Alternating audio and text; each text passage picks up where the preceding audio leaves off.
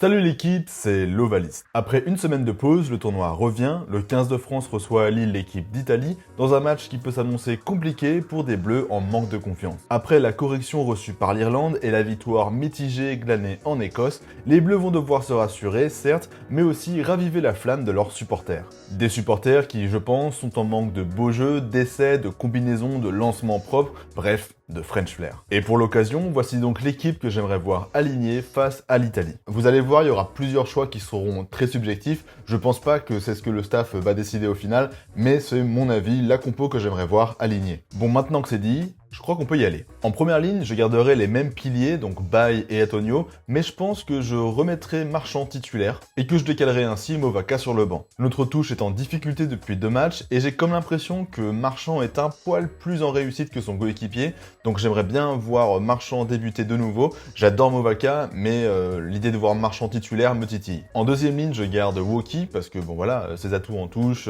on connaît le joueur, mais je le ferai débuter avec Tulagi, déjà parce que c'est un gros gabarit, pour les mauls ça peut être une arme très utile si on arrive enfin à fixer notre touche, et puis lors des 2 précédents matchs, le jeune Perpignanais a montré qu'il avait du coffre, qu'il savait se faire respecter, et c'est l'un des rares avants à créer de l'avancée. Rien de mieux à mon sens qu'un match contre l'Italie pour le titulariser. Je le trouve mature pour son âge, il se déplace beaucoup, ce serait un bon moyen de voir ce qu'il vaut dans un rôle avec plus de responsabilité, même si a priori Taofi Fenua est remis, il a joué avec Lyon ce week-end, donc ça peut rebattre les cartes. En troisième ligne, on sait qu'Aldrit doit cicatriser de sa plaie au genou et qu'il doit être remplacé. Pour Olivon et Kroos, ça devrait pas bouger, ils seront sur la feuille de match très probablement titulaires, je vois pas comment il peut en être autrement, mais qui prendra le maillot 8 ? Ça, il y a plein de possibilités. A priori, le staff penche pour Kroos, qui avait déjà assuré l'intérim en Écosse après la sortie d'Aldrit, mais Olivon et Boudouan peuvent aussi jouer 8, des postes auxquels ils ont eu l'habitude de jouer plus tôt dans leur carrière, même si pour moi, j'avoue, j'aimerais faire débuter Alexandre Roumat. Le Toulousain, je trouve, fait une rentrée tout à fait correcte en Écosse.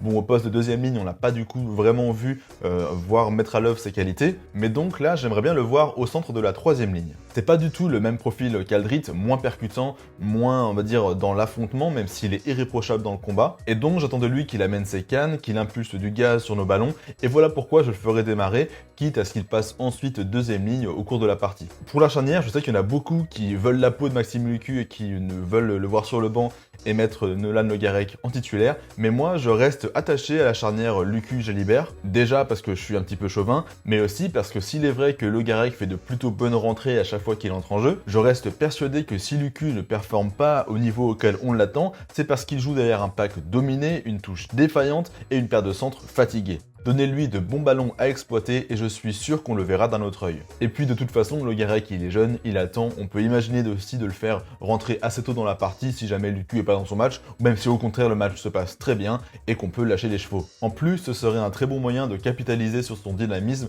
combiné à l'apport du banc. Au centre par contre, je pense qu'il faut faire du coaching. Danti a l'air vraiment rincé, vraiment fatigué, ça fait quelques mois là qu'il traîne la patte je trouve. Ficou, même si pour l'instant c'est pas l'âge d'or non plus, semble tout de même plus concerné depuis son match à Édimbourg où il a été quand même très présent, et donc je serais partisan de voir une paire Ficou-Moefana, pas Moana-Ficou, Ficou en 12 et Moefana en 13. Je sais pas vous, mais je suis toujours un peu frustré des matchs de Yoram Moefana en équipe de France. Je trouve qu'ils sont très différents de ce qu'il peut produire Ali Bébé, soit parce qu'il joue à l'aile qui est pas son poste de prédilection, soit parce qu'il est remplaçant et qu'il a des bouts de match, soit parce qu'il joue dans un style qui ne lui convient pas, on lui demande de faire du dentier, du tout droit, alors que Moefana a des qualités qui sont autres. C'est un super manipulateur de balles qui joue davantage l'intervalle que le défenseur, il a des qualités qui sont sous-exploitées, et je suis impatient de le voir vraiment exploser, de pouvoir montrer ces talents-là à l'international. Pour le triangle arrière, par contre, je change rien. On va avoir besoin du pied de Ramos et de son assurance, mais aussi de la vitesse et du génie des 2 ailiers Bielbiaré et Penaud. Je pense que les Italiens vont tenter de mettre beaucoup de jeux.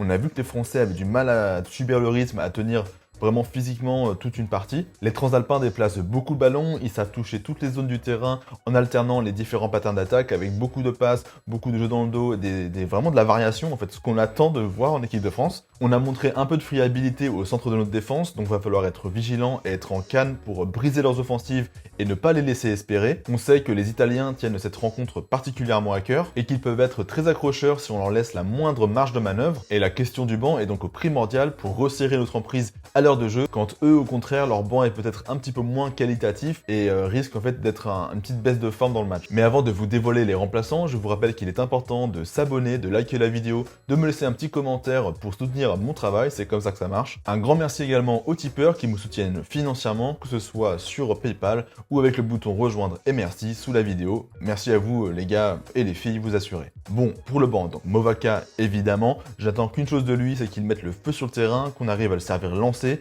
Il est sur une grosse dynamique depuis la Coupe du Monde et j'ai envie de le voir exploiter son talent au maximum. À gauche, j'aime bien Priso, je sais que le staff est pas trop chaud pour le faire jouer, a priori c'est toujours un peu un sparring partner de luxe, mais il est plus dans la lignée des gauchers que j'affectionne, actif, dynamique, coureur, il aime bien manipuler le ballon, moi j'aime bien voir ce genre de joueur. À droite, Aldeguerri, vu que Laclaya est blessé, j'aurais vraiment aimé lancer Laclaya encore plus parce qu'il n'a pas eu beaucoup de chances de briller en bleu depuis son test match face à l'Australie. Mais bon, il s'est blessé avec le Racing ce week-end, donc c'est une chance en moins de le voir. En deuxième ligne, je conserve Gabriel, que je n'écarterai pas du groupe. Je me suis posé la question avec Alagahu, mais je vois pas le staff déjà le faire. Et puis Gabriel, c'est quand même une force sûre dans le combat. Toujours devant, je prendrai 2 troisième lignes avec Boudouan et Abadi, 2 gros travailleurs qui se déplacent beaucoup.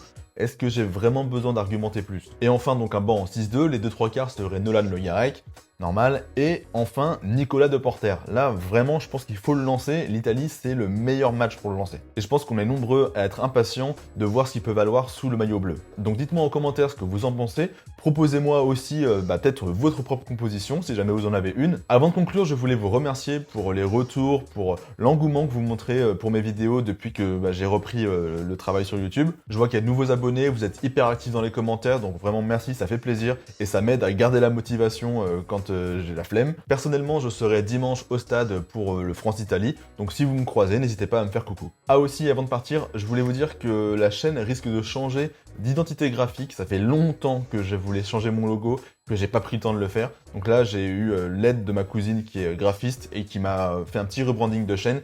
Ça devrait être en ligne d'ici quelques jours normalement.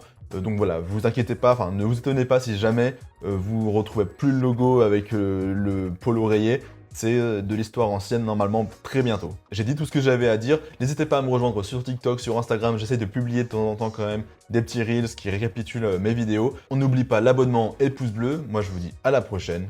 Bye Lovali.